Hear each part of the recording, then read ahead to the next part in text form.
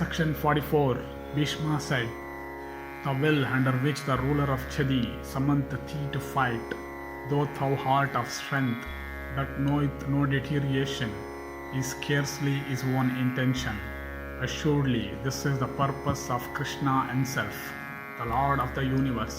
O Bhima, what king is there on earth that would dare abuse me thus, as this wretch of his race, already possessed by death, hath done today?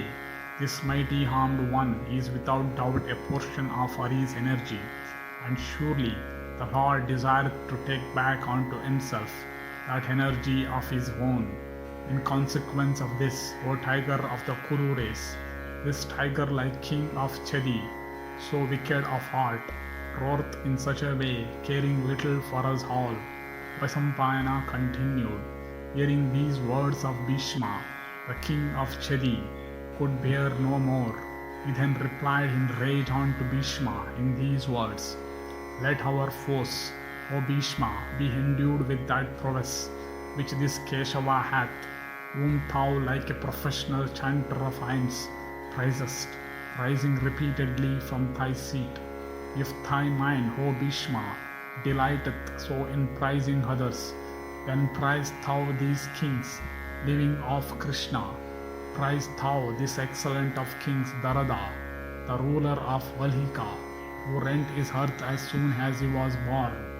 Praise thou, O Bhishma, this Karna, the ruler of the territories of Anga and Vanga, who is equal in strength unto him of 1,000 eyes, who draweth a large bow, who endued with mighty arms, owned celestial earrings of heavenly make, with which he was born, and this coat of mail possessing the splendor of the rising sun, who vanquished in a wrestling encounter the invisible Janardana, equal unto Vasava himself, and who tore and mangled that monarch.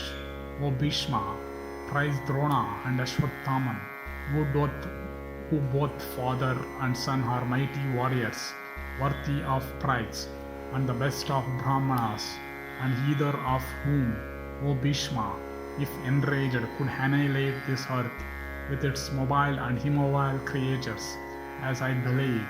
I do not behold, O Bhishma, a king that is equal in battle unto Drona or Ashwatthama.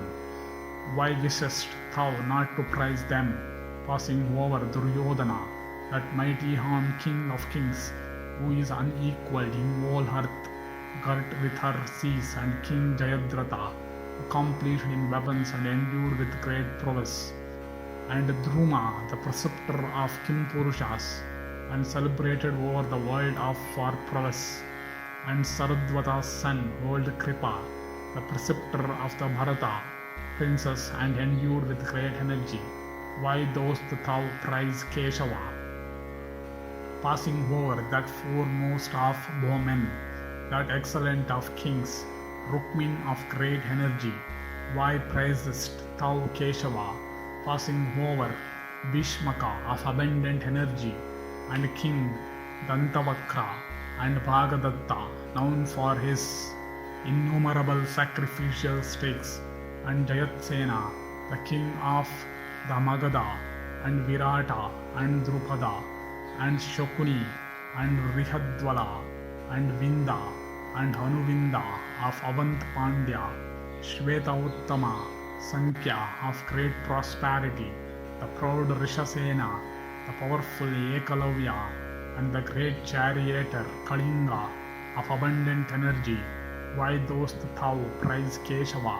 And O Bhishma, if thy mind is always inclined to sing the praises of others, why dost thou not praise Salya and other rulers of the earth? O king, what can be done by me, when it seemeth thou hast not heard anything before from virtuous old men giving lessons in morality? Hast thou never heard, O Bhishma, that reproach and glorification, both of self and others, are not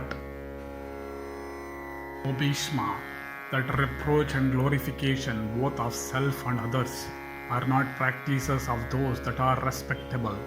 There is no one that proveth thy conduct, O Bhishma. in unceasingly praising with devotion from ignorance alone. Keshava, so unworthy of praise, how dost thou from thy wish alone establish the whole universe in the servitor and cowherd of Bhoja, Kansa? Perhaps, O Bharata, this thy inclination is not conformable to thy true nature, like to what may be seen in the bird Bulinga, as hath already been said by me. There is a bird called Bulinga living on the other side of the Himavat. O Bhishma, that bird ever uttereth words of adverse import, never do anything rash. This is what she always saith, but never understand that she herself always acteth very rashly, possessed of little intelligence. That bird picketh from the lion's mouth the pieces of flesh sticking between the teeth, and at a time when the lion is employed in eating. Assuredly, O Bhishma, that bird liveth at the pleasure of the lion. O sinful wretch, thou always speakest like that bird, and assuredly, O Bhishma, thou art alive at the pleasure only of these kings, employed in acts of contrary to the opinions of all. There is none else like thee. Vaishampayana continued. Hearing these harsh words of the ruler of Chedi, Bhishma, O king, said in the hearing of the king of Chedi, truly am I alive at the pleasure of these rulers of earth, but I do regard these kings as not equal to even a straw. As soon as these words were spoken by Bhishma, the kings became inflamed with wrath, and the down of some amongst them stood erect, and some began to reprove Bhishma. And hearing these words of Bhishma, some amongst them, what were wielders of large bows, exclaimed, This wretched Bhishma, though old, is exceedingly boastful. He deserveth not our pardon. Therefore, ye kings, incensed with rage as this Bhishma is, it is well that this wretch were slain like an animal, or mustering together, let us burn him in a fire of grass or straw.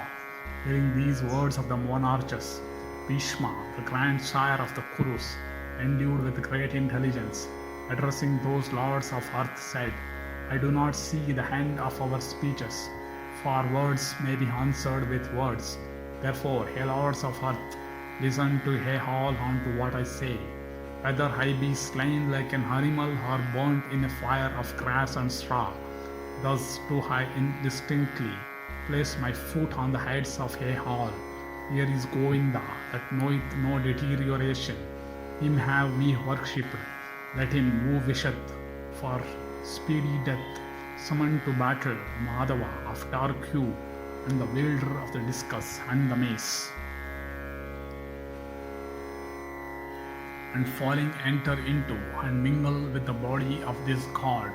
Thus ends the 44th section in the Sisupala-badha Parva of the Sabha Parva.